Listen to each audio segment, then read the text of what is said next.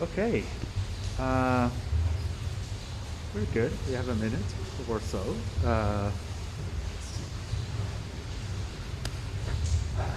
Set up here.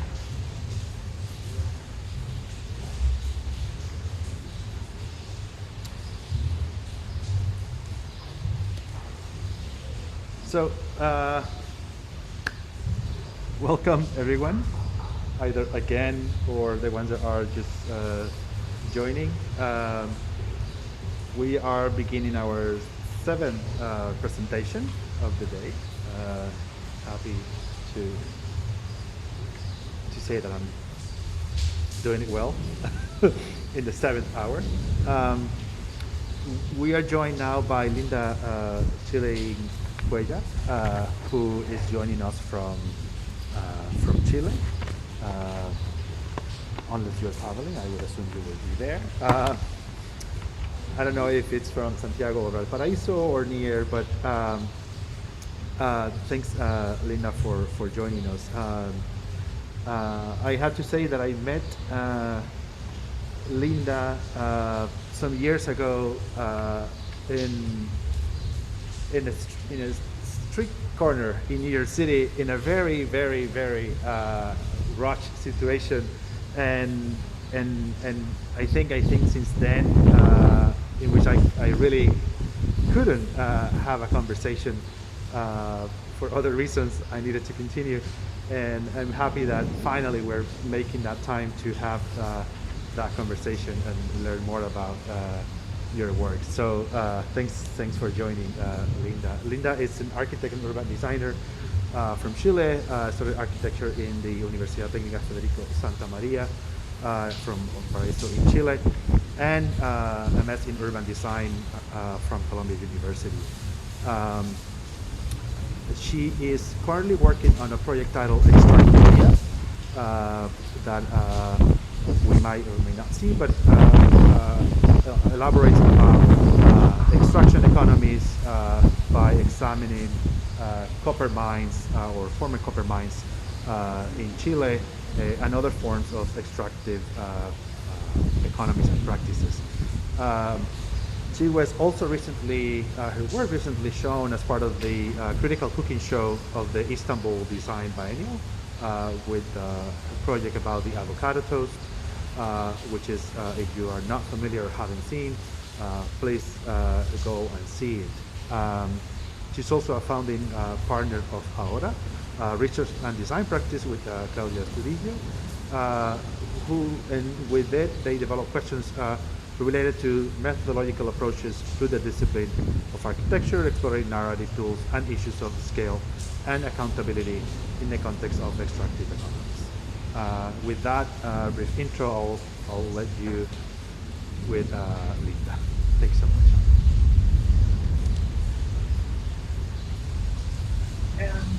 Thank you, Marcelo. Thank you for that introduction. I must say, I believe it wasn't a street corner, but the facade of storefront. And Exactly. I yelled, "Are you the half Chilean guy, the Chileno?" And you were like, "Yeah, I think so." And then you just like went away. I must say that I made friends with your partner, Tyreen. Hi, Tyreen. So nice to see you again. Thank you guys for the invitation. My presentation today will touch upon a bit on the avocados, but not the ones that are grown in California, unfortunately, but the ones that are grown in the Petorca Valley in Chile. So I'm gonna start sharing a screen. This is always a challenge for me.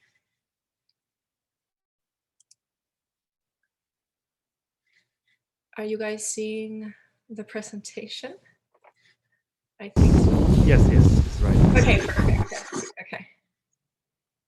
So, after being invited to discuss water in the context of the commons, I collected a few bits of what could help me construct a narrative about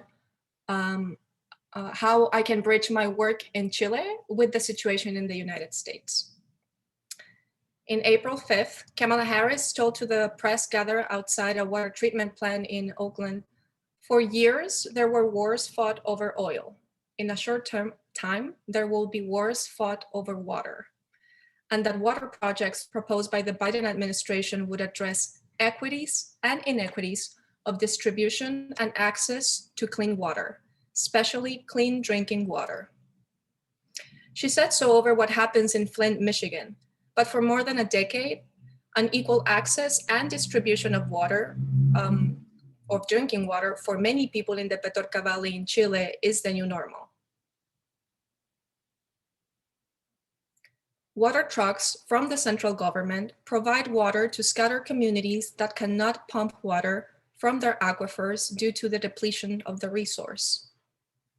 What started as a measure declared over a state of emergency has kept on going for the past few years.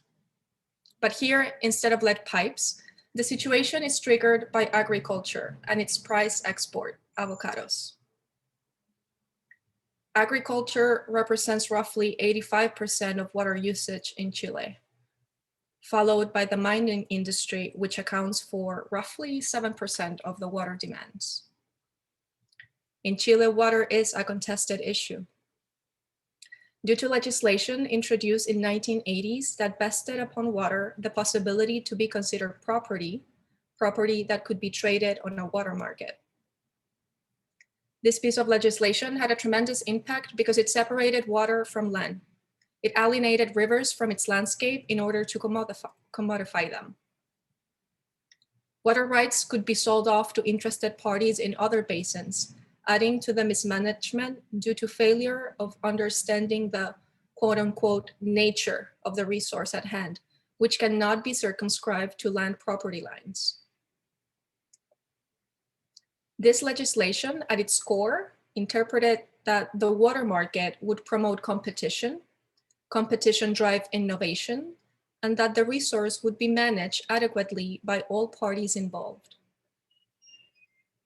Following a string of privatizations promoted by a group of economists that were called the Chicago Boys, that advised the military dictatorship that ruled Chile between 1973 and 1990, the Water Code created out of thin air assets with a monetary value that, by virtue of market laws, could increase its price depending on demand and availability. Soon, a tragedy of the common situation was at hand, but not all parties involved share the same burden. Large agribusiness is able to carry business as usual, while small farmers and families that carry out subsistence agriculture are forced to change their livelihoods due to lack of water to irrigate crops, as well as their social life in absence of the river. No more leisurely afternoons by the river bends. To enforce withdrawal quotas or monitor illegal water extraction via deep wells falls on different government agencies that, if successful at all in imposing punishment on wrongdoing, all work to procure, everyone abides by a law that approaches the issue from the perspective of individual property and not public interest. This unequal playing field does not recognize human water consumption as a priority in the eyes of the law. Therefore, people, agriculture, and industry all have the same right to claim water. And in these times of extended periods of drought brought by the climate crisis, human consumption is given no priority over cultivated lands filled with avocados to grace international markets.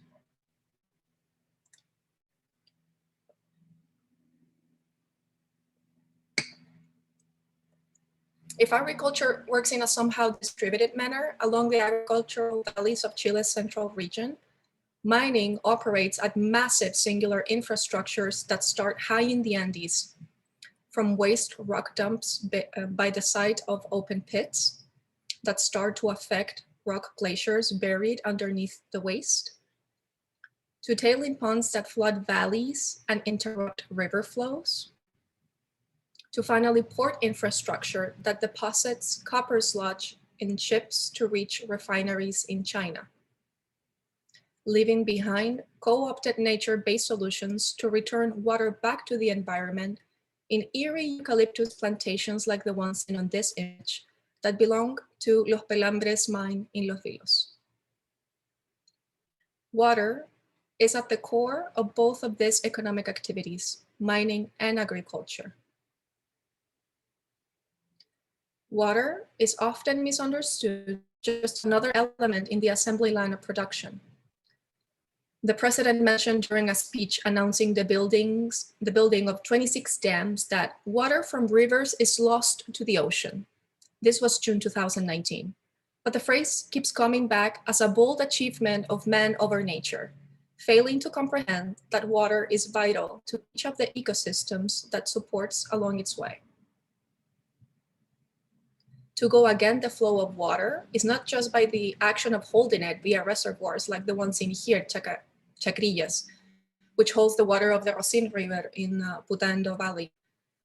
It's also going against the flow of water when we hold it through irrigation pools, like when we reroute it via canals, and also recently when we drive it back from the ocean to, for example, mining extraction sites where it's desperately needed due to droughts. These droughts have boosted desalination plant development in Chile. 24 plants are operating and 22 other projects are at different stages of development. The one seen here in this image, Colossus, is the largest desalination plant in South America built by BHP Minerals that runs the mine called Escondida, a copper mine in the Andes. Just a reference for scale. Copper ore blasting leaves 99% of rock waste to get 1% of mineral. Desalination plants produce 1.5 liters of brine per 1 liter of water taken from the ocean, and the impacts of landscape-changing environmental liabilities left behind are still being understood. NGOs and citizens are expressing more and more concern regarding their degraded landscapes, but many of the production sites are out of sight, mainly in places that fall outside large cities, directly impacting communities that have no leverage in the eyes of the system to resist expelling an erasure of livelihoods that fall outside of capitalist accumulation. But community demands are contested, for many of these industries abide by what is demanded from them by law. So why isn't the law more strict?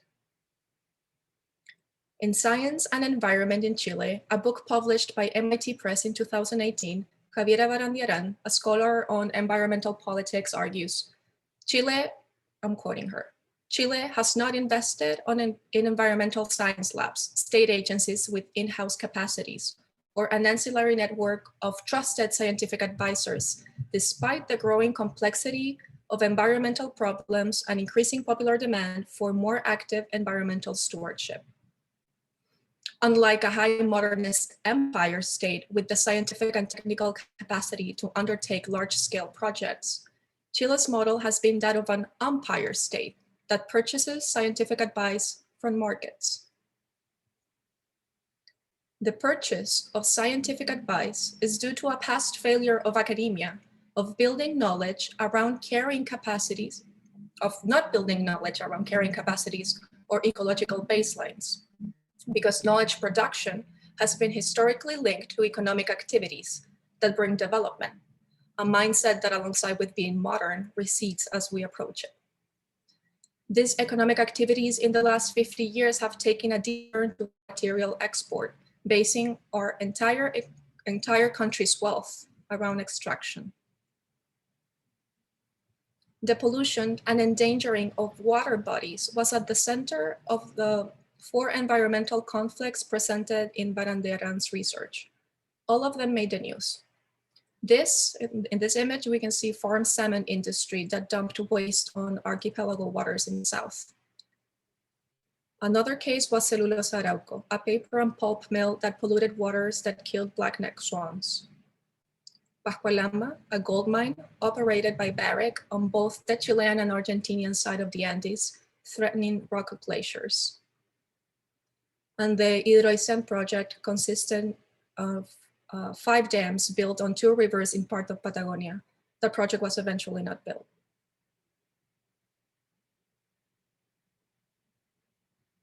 In each of these cases, the state performed as a neutral broker rather than the protector of the common good.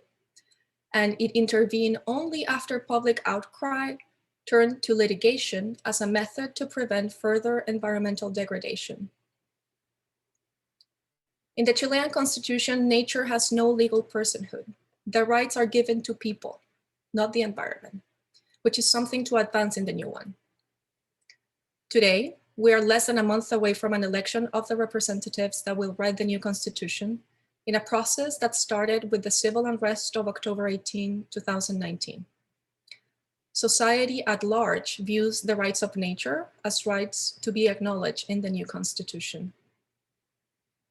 But legal rights are not kinship. We're bound with nature by complex interlocking ties. Nature is our kin. Without extending kinship, we will continue to co-opt nature-based solutions and wait for the next technological advance to make a breakthrough to sustain sustainability. To care for what is shared by all of us, our commons, we must first learn to care for them as our own. And finally, I'll leave you with an image that helps build a narrative around what would happen if we don't recognize the rights of nature. This is a still of the show Cosmos, Possible Worlds. This is the episode Coming of Age in the Anthropocene, and it depicts a wedding toast done so with water, a beverage so rare that it's just for special occasions. Thank you. Thank you, Linda. That was great. I will begin with some asking you to maybe expand on some of the background stories, but also framings for some of these situations in Chile to exist as such, because some of them are common knowledge, but perhaps not everyone is completely familiar about the relation of, or the implementation of the neoliberal project during the dictatorship in Chile, and how that transformed the understanding of water, perhaps one of those elements. So I will pose that as a kind of, if you could give us a little bit more of framework and the background into that as we begin to elaborate on other issues that you pointed in your presentation. I think that, well, I'm an architect.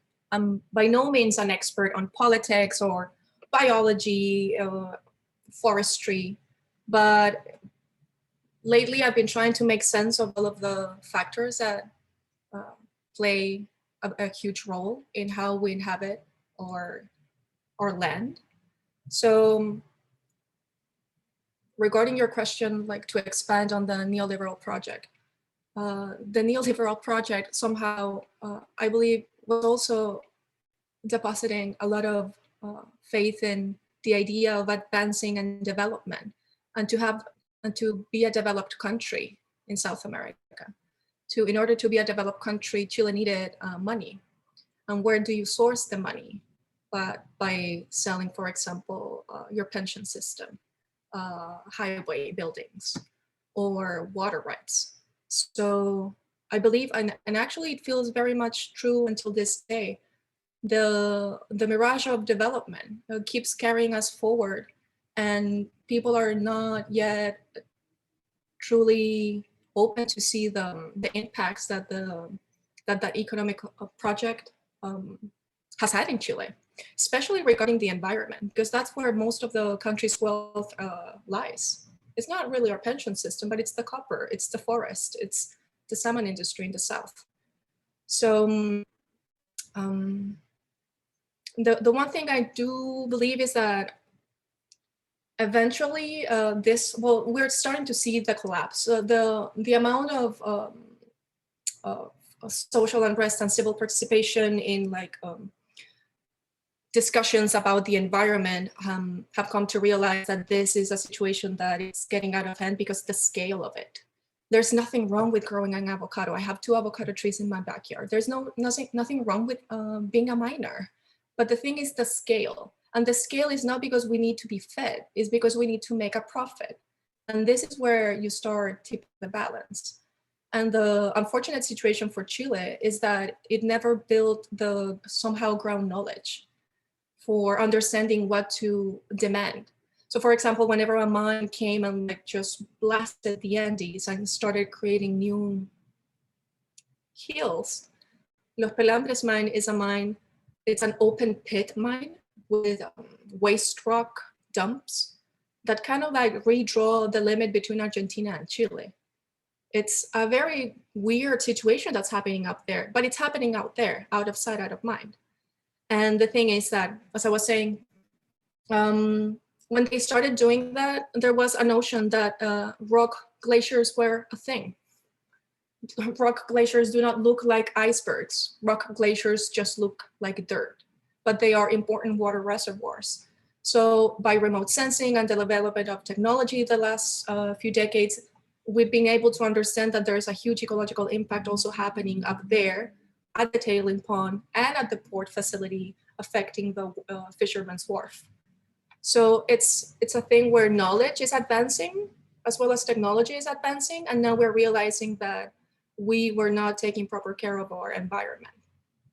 I don't know if that kind of makes sense. Am I making myself? Yeah, absolutely. And I think that I think opens up.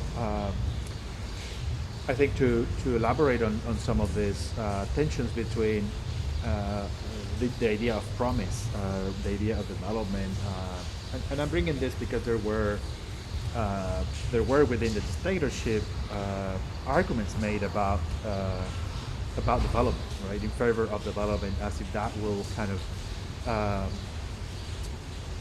of obscure the atrocities of the dictatorship and kind of allow the country to emerge. And for decades, Chile was used as reference, as the kind of example, right, and the model of growth and development into a developed economy, into a kind of first world country, which I think and what I appreciate about the kind of work that you're doing in general, from the water and the Avocado project to the extraction project, is to it's kind of forcing us to look at some of those, I would say, basic rights, and the rights of nature is one of those principles that is critical to the production of life in Chile. Chile understood as a country that it's in the literature that Chile has more geography than history, right? It's a kind of a saying that is very common to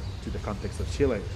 And it's extremely problematic to an extent for other reasons, but there is that underlying idea that there is a vastness in the landscape, in geography, that kind of allows for infinite extraction and exploitation. And I'm bringing this notion of the vastness of geography and landscape because I think it also appeals to the context where I am located, and some of us are located.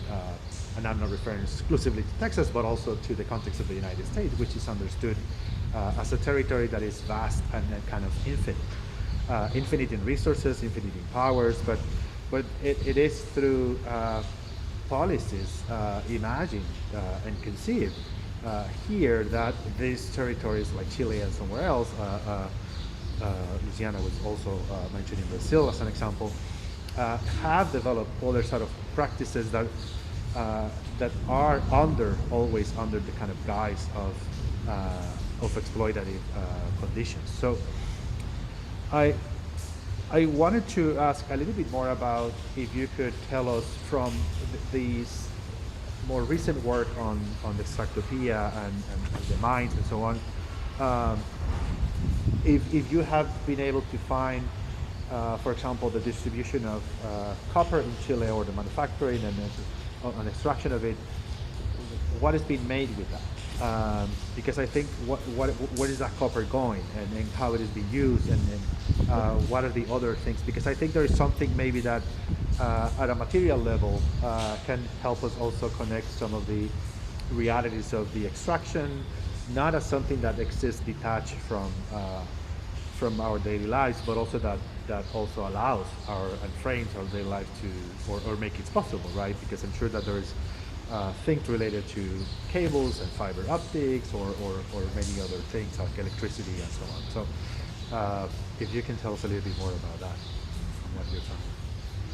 I actually actually been focusing both on the end of like the material reality of what copper ends up becoming, but at the same time, the material reality in the transect that is Chile, where the extraction machine places itself, and it's also like leaving little signs for us to see, which are not understood at first glance, but just because like we try to understand like how am I gonna, like if my cell phone has copper, how will I relate to the struggles of the communities that uh, were impacted because of the copper extraction? I'm not sure if that end of the line actually uh, helps the narrative of like understanding the struggles and like the environmental justice situation that happens with extraction economies. But to answer your question, yes, pipes or cell phones. I believe also a lot of the new technologies for the Green New Deal transition of like green energy will also rely on copper as well as lithium, which we have plenty of in the north, shared with, I believe it's Argentina and Bolivia. But the traces of copper, we've been spending more time not seeing the material realities of copper after extraction, because it actually even leaves Chile as a little dusty situation. Copper concentrate, the refineries are in China. We only have one refinery in Chile. So there's another environmental breakdown happening somewhere in China that we're not fully aware of. But the traces of copper in the, I call the transect, the extraction machine of Los Pelambres is very like, it's large and it's impactful. It starts in the Andes and it ends in the Pacific Ocean. And it interrupts water flows because it not only draws water from the rivers for its processes, but it also dams rivers to tailing dams, like the tail, like with the sludge that's absolutely toxic. So the dust that people breathe, it's filled with all of the chemicals that are used to extract copper from the ore. And that lives in the lungs and in the tree leaves of caimanes. So I want to go trace the copper there. There's also, we're trying to work this. This is where me as an architect I'm not enough. Me and my partner are not enough to continue this research. So we're partnering with a marine biologist who's trying to explain to us what's happening at the bay level and the dynamics of different species that might be bioconcentrating toxicity in their bodies. And we're trying to look at for example, the eucalyptus tree. I ended up the video with a very, I think, shot, like a frozen shot of a eucalyptus forest. Those are 180 hectares of eucalyptus plantation, not a forest, it's a plantation that is just to evapotranspirate the water that they take out from the copper sludge before it reaches the vessels that take it out to China, because you cannot sell them water. You have to take the water out. And then in a very environmentally friendly solution, we've been using 180 hectares of eucalyptus forest. What's interesting is that many of the impacts that this extraction economies, especially mining, has in Chile are not even registered in, nobody has written about this because this is so large that we've been talking to like this forestry, not like, I'm sorry, this forest engineer to understand the impact of the copper water in eucalyptus. And he's like, I don't think there's literature for that yet. So we're trying to understand copper as it's atomized through our landscapes here, not really just focused on the materialities of copper after, which is also like a huge undertaking to like trace this environmental impacts in China. And the thing, this is not about just mining, but it's just actually understanding that water in Chile is at the core of every of our economic activities. Might this be mining or agriculture or the forests in the south or the salmon industry. So it's a very important resource for us to care for. Otherwise, we won't have any landscape to inhabit or economy to profit from. And before I pass on the mic to Luciana, to be clear, water, correct me if I'm wrong, water is a privatized asset in Chile. Is that Correct. right? But this is also a model that it's explored in other countries as well. The one thing that's lacking from Chilean legislation, it's ecological balances. For example, how much can we draw from an aquifer? How much can we draw from a river? The baselines are not there. So I believe that, for example, the United States also has a situation where they can sell water rights, but there is knowledge of how much you can draw from surface or underground water. In the case of Chile, we have absolutely no idea. So it's just we keep going further down to grab it until we cannot grab anymore. Luciana, if you can unmute yourself and ask a question, please feel free. Yes, Linda, I want to commend you for your work. I'm here calling from Brazil. I'm also an architect and urban designer. I do have, my work definitely overlaps with yours in terms of that I'm looking to resources in the Amazon, which is, right, I'm thinking about what you mentioned about trying to bring the idea of nature being in the Constitution, but also when I'm studying the intricate relationships of human and environmental relationships in the Amazon is so complicated, right? It's such a complex system, not just as the biosystem itself, but also all the human and political and economical and social implications that also happens in that same place. And it's interesting. I definitely want to contact, because I think the question of how what is, and part of the research is understanding, I think what Marcelo mentioned, right? We don't have a true knowledge of what the supply chain is, right? As material specifiers, we are very ignorant of the impact of the true environmental and human impact of material resources, right? And I think what you mentioned about looking at the images from Chile and it makes me even emotional and see, right, we do have an economic, it's always the product that is being seen, right? So I'm very fascinated by so many designers and architects going to this other route, which is we should be seeing everything as a holistic, right? We are not designers that are looking at in the other way of seeing what is our responsibility in this chain is, but I think we should definitely, all of us should be seeing that in a more holistic approach, right? But I think that for me, there are questions that Marcelo said, right? How can we make, for me now,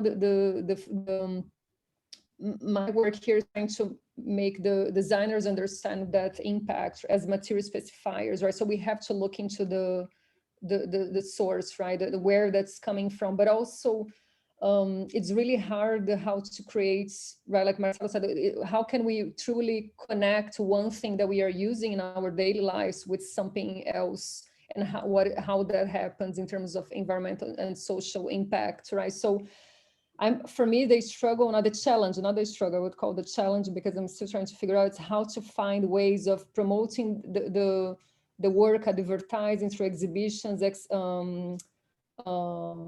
publications, but also the disciplinary approach that you mentioned, our knowledge is not enough, right? We have to partner with forestry engineers, people, other expertise to try to understand how to create this holistic work, right? So I just want to commend you because your work is really fascinating. I'm really fascinated by your work. I definitely want to reach out to you because I think we might see, right, different minds working different countries, and I think there are definitely this network of people working things that we should find ways to how to deliver this message, right, and make that heard somehow.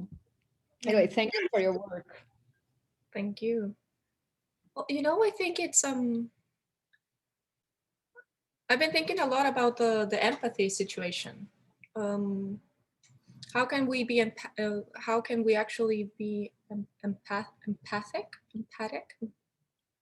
express empathy for an object? And sometimes I kind of struggle. That's why I feel like we at Aura we're trying to just reveal the storylines of the fish in the bay, the eucalyptus tree that's placed in the plantation to draw the water, or we need to find our actor up in the Andes, but I'm pretty sure we'll find it. I'm wondering if telling the stories of more than human entities or like the non-human would actually allow us to extend kinship to nature instead of just social responsibility through recognizing the objects that carry the copper that gets extracted from these landscapes.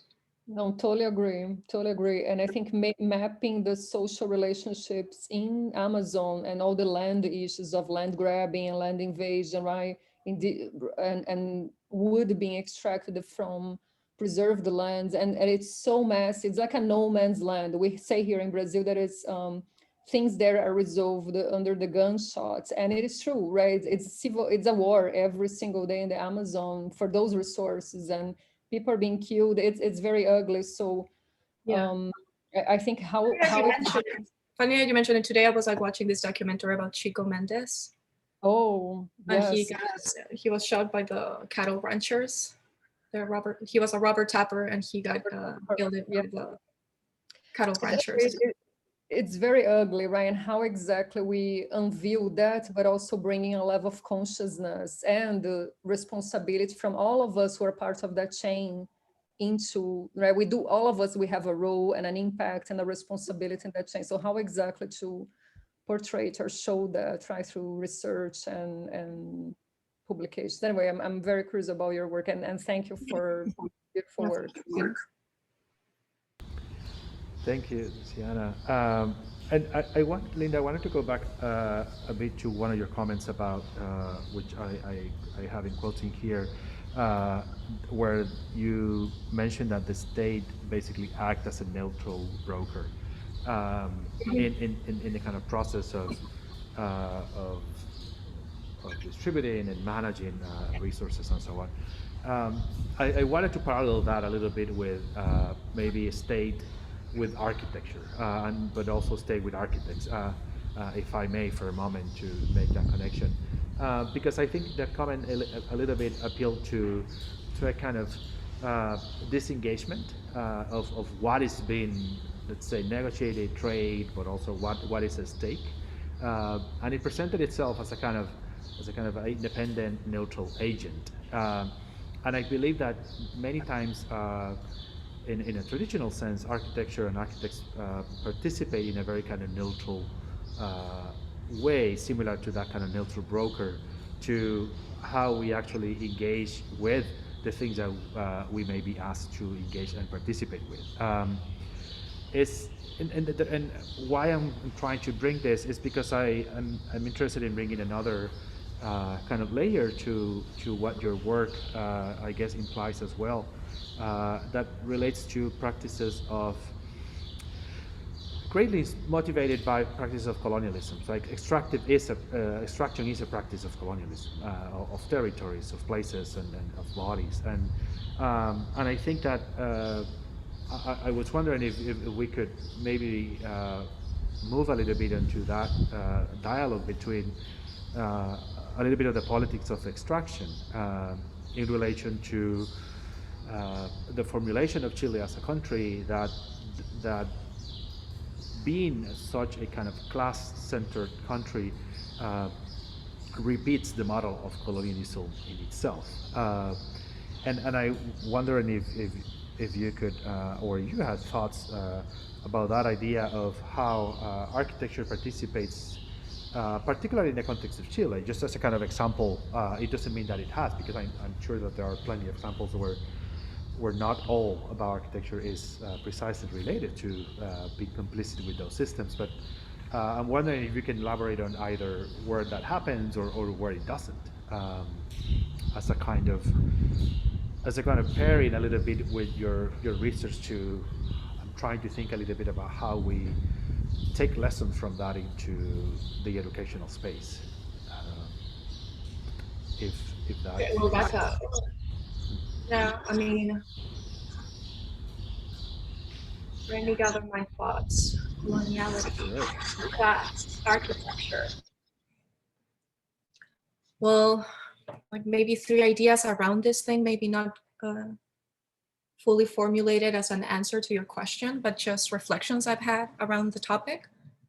As you said, not all architecture is complicit, but also architecture production might be oblivious. Near Los Vilos, there's rocky hillsides, like cliffs towards the ocean. The amount of like beach houses like that get featured as Chilean architecture, for me, it's outstanding. The Chilean landscape, the golden generation. And it's like, but that's the landscape that you choose to frame as the Chilean untamed wilderness landscape, but like just 20 minutes north, it's dispossession, it's environmental degradation, and it's an extraction machine that places itself on top of properties that were from like huge landowners prior to like way back when the Spanish started giving out encomiendas to work the land to Spanish people that arrived to like colonize Chile. So, for example, there is like a caste situation inside the mine, which we were told to, which we were, an engineer friend of ours mentioned this. In the mine, you also have a social strata. There is like the engineer, the top engineer situation, and then all of the rest who may not be under contract with benefits, but worked on a project by project basis. The mine just hires 20% of the people and gives them benefits. Those are the top tier. The rest, mostly male, barely any females, are just, I don't know, hires, like adjuncts. Mm-hmm. Right. So that replicates also like that type of a stratification inside the mine. And at the same time, also going through all of the blueprints for mine expansion, going to the little vignette to see who's the architect signing on this. And we've been like having kind of like nice surprises of like, oh, these are the architects that design the offices. These are the architects that design the hotel. And this is a very interesting reflection. The mine city doesn't exist as such anymore because it's too expensive for a mining company to deploy cities as it once did in Chile. So now they deploy hotels, and the hotels are modular construction by Technofast and this architecture firm. Instead of providing a built environment for families, now they only provide a hotel for the men who goes to work on a 2-week on, 2-week off shift. So there's a social fabric structure that's also broken by the new ways of accumulating value through mining in Chile. So these are not very, like, I'm not giving you a full answer. It's just my like thoughts around the subject. I think I need to spend more time with that idea as well. But yeah, coloniality and class struggle are definitely something to be observed in the mine dynamics, at least in Los Pelambres. Absolutely. And just before I pass on to Zach, that has a raised hand, I'm in some form familiar with that because my father used to work in some of those spaces back in Chile in the early 80s.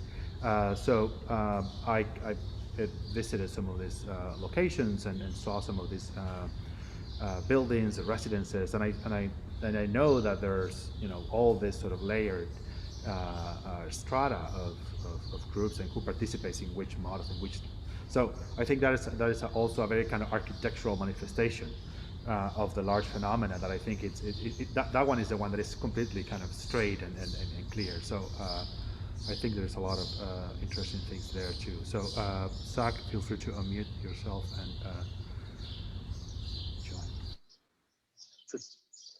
Thank you so much for this rich presentation. I'm a colleague of Tyrene and Marcelo's here at Texas A&M, and I'm actually an architectural historian. So my question is really, I think, a follow-up question that relates to some of the issues that have come up about telling stories and making buildings and politics. I'm curious about the production and the reception of those desalination plants that you featured during your talk. On what land are they being built? How are they being financed? You know, public, private, some kind of neoliberal public-private collaboration. And then maybe even more interestingly, I mean, how are they framed in the media? Because I could see that, you know, are they being, for instance, used as a way to celebrate the state's power over nature, i.e. in the exact same way that, you know, that sort of earlier generations of extraction technology was used, or are they being framed differently? Because it seems to me that that gets us back to how we tell the story of, you know, architecture and technology. Well, I haven't gone into the whole spectrum of the desalination plants that are coming, that are popping up in Chile, but most of them are being built by mining companies. Since there's a huge drought, a lot of the mineral is north of the country. There's less water resources available, so they are willing to invest in this like very expensive technology, for which I believe they pay completely themselves.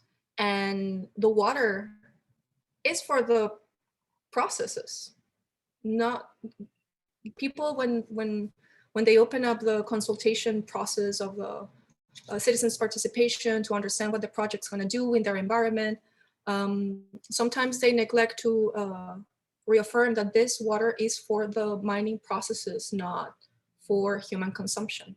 There are some that are for human consumption. I believe there's one municipal desalination plant in the north part of Chile where drought is just absolutely crazy and they have to start desalinating water. Not that they have to start, but they have resorted to start desalinating water. And the general perception is this is wonderful technology. This is as good as windmills and solar panels.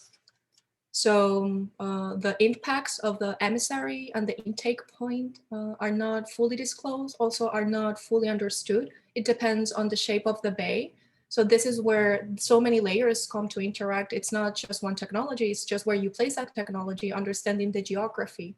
Los Vilos Bay, where this desalination plant will, it's getting built for Los Pelambres, it's a very, it's like a bay like this. It's a very protected bay. So we've been explained that that would, I'm sorry, is it protected?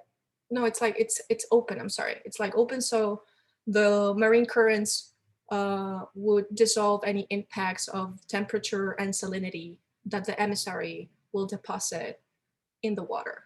But when the bay is not with that characteristics, you might be facing some sort of ecological imbalance. There's already a situation where the mine is paying mitigation to the fishermen over there because of future loss of income because of the construction of the desalination plant and the operations of the desalination plant.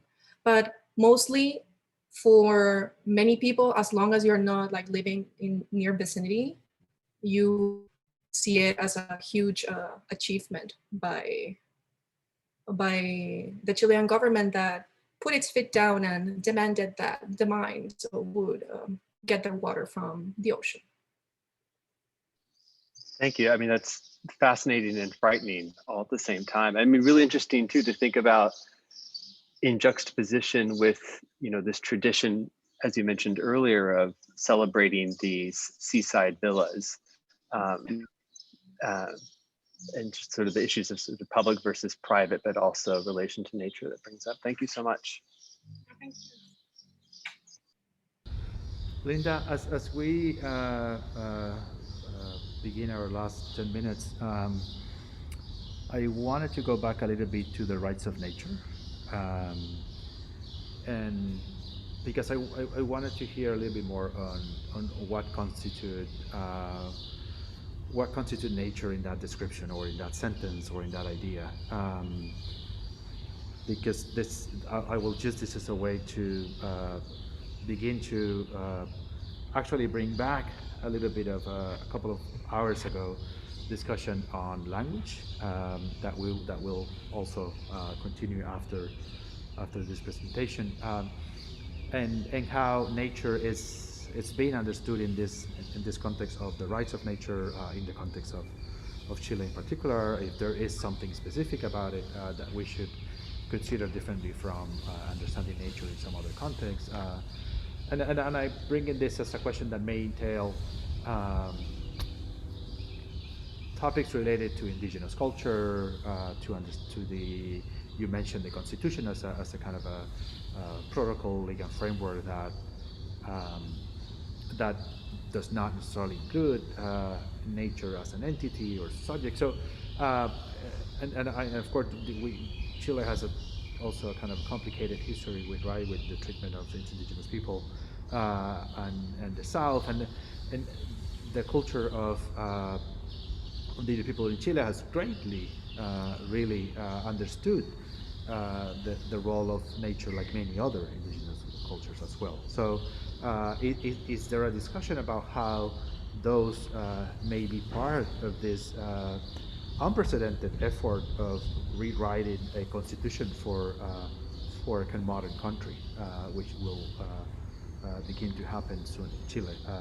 And I wanted to see if you can give us some thoughts about that process that it's about to begin. So, yeah, as I said in the presentation, there is some sort of like watchful eye over the environment, but there is no rights given to nature. And now to your question, what is nature? I'm not sure how it's going to get included in the new constitution, but so far the understanding that water, that rivers are a more than human entity beyond the like you know how, for example, nature it's plants and animals. It's more so animals, actually. Animals are more protected than vegetation, for example, that flora. It's fauna, because there's this anthropocentric way of understanding an other in something that has something like a face, two eyes that look back at me. So I could see definitely that, yes, this is the way that nature has been seen in Chile, like the protection of the condor, of the huemul, or a different like Andes road, like rat, and now eventually understanding also like the way the Mapuche people see their land, and understanding more than human entities as also bearers of rights. With the situation of the hydroelectric dams, understanding rivers, I believe that the discussion will be open to understanding more than human entities beyond just species. And I think that that's great, especially water. Water will be treated as water, but water in Chile is rivers, it's aquifers, it's the oceans, it's what supports our economic and livelihood. So I hope that the discussion of nature during the talks for the new constitution actually revolve around more than human entities. But as I said, so at the very end, rights are not kinship. Human rights, for example, have been violated many times over in the past 3 years here in Chile by the police, the same way as in the United States. There is a legal framework to not allow that to happen. I mean, there's like human rights, for God's sakes. We will give nature rights, but if we don't enforce them and we don't understand them as us as well, I don't think any legal framework will also save nature. I mean, how many times we've been trying to like offer rights to Amazonia, and then again, we come back to destroy it. So this is where I'm trying to work through these ideas of kinship, the Haraway and Anna Singh ideas of extending kinship to others, and understanding that nature, with all of it entails, it's me, and I'm also nature. I think just to close that idea, I was listening once to the Serpentine podcast on ecology, and there was this one guy mentioning how the forest grew his son into a man.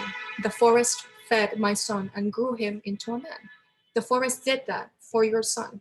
So it was a shift in perspective, and it was so powerful that I thought, I think this is where it is. How do you actually protect nature? It's to see it as yourself, and to see it as yourself is to actually extended kinship, not just legal rights. That is a great, beautiful beginning to wrap up. And I wanted to just go back to those words of rights and nature, but also what you were describing as who makes up that group, right? And I'm indebted to a thought that I cannot find in my mind where I hear it or heard it or read it from, but at this point, but I will get back to that at some point. Is that the distinction that needs to be made, that similar to your story, is that we are off the planet, right? We are off nature. We're not sort of, we don't own it, or we don't, right? We're not in it. We are off it, right? It's just a kind of a temporal dimension that we are also part of it, right? There's a codependency relation to it, but I will say ideally maybe a kind of productive, poetic opportunity for codependency that is much more, I cannot say much more humane because it will be contradictory, but much more sensible, much more empathic, right, or empathetic, I will say, with our dialogues and our relations. And I think that it is something that I appreciate about the way that you're approaching the work, and when you even responded to the question of the sort of copper byproducts and things like that. I think it was also extremely, I think, caring to look at just, there's so much here, right, before we even go to the final thing, right, and get to like, so you're fine, even the work. So I think that is an extremely rich and valuable thing to me, and I really appreciate your work and your participation today.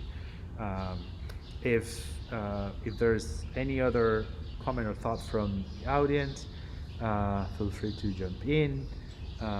Otherwise, we begin to wrap up, and kind of with this rights of nature and nature, perhaps questions in mind of words and language, we'll move on to the last two sessions, which will take us to a different kind of stage of the various stages that we have been going on throughout the day in relation to making the public commons. So Linda, thank you so much for joining, for your work, and for a beautiful presentation. Thank you for the invitation. Hi. Thank you. So we just have 2-3 minutes to continue. We have two more guests that I believe are around, but I will just take a minute to stretch and be back, leave you with the birds. The rain stopped and seems to go away, so we're a safer zone, and hopefully the tornado watch also went away. So I'll see you in a minute. Thank you.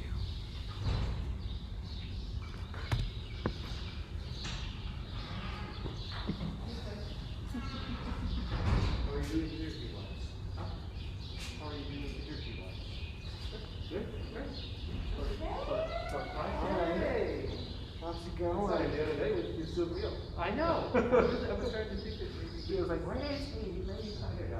What's going on? Hi, here we are. You have body, you have things. Yeah, I feel disembodied right now. I think you're not. I couldn't think of it. Sorry. Well, Sorry, I didn't Did think I think this massive? too much. Yeah. Just a little bit. That's a problem with black. Was there an hour there in lunch? What's that? Today? Not here. I came to support the one day, of course, that we re-energized. And Yes. then tomorrow you lose the percentage. I know. Man, how good the acting Yeah, I is know. dinner, depending on how good the kids are being, I might be able to tune in on the earphone stuff. But Yeah, thank you. I feel so much that you were able to do it on the. yeah. I mean, it looks cool. Yeah. Like literally. Yeah, but I mean, there are moments that are like kind of nice. If this were And also we did the shooting Yeah, yeah. But I mean, there's something. Yeah. So what's going on right now? yeah. Your camera's still on. This one is up. So we did that. I think this is pretty, on point of what Yeah. it was intended. So let's see how time it is. Oh wow, it is time. Okay. Okay. Yeah, I can't distract you anymore.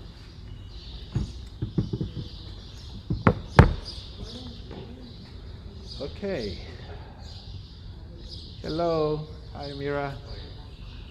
Hi, Marcelo. Thanks for joining. So glad to see you again. As we continue our conversations, we are joined by Amira Hanafi.